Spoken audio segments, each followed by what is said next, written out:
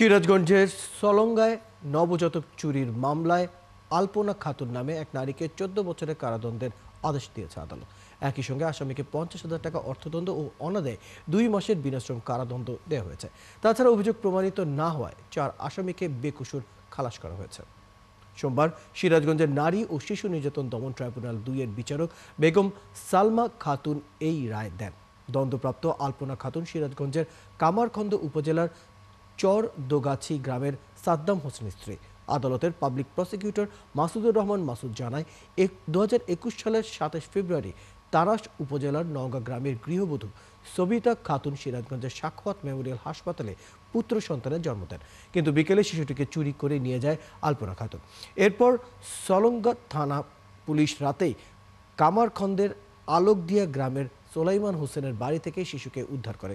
এ সময় আলপনা খাতুন, সরব বেগম, মিনা খাতুন, মায়া খাতুন ও তার স্বামী রবিউল ইসলামকে আটক করা হয়। পরে শিশুর বাবা মাজেদ আলী বাদী হয়ে সলঙ্গা থানায় একটি মামলা দায়ের করেন।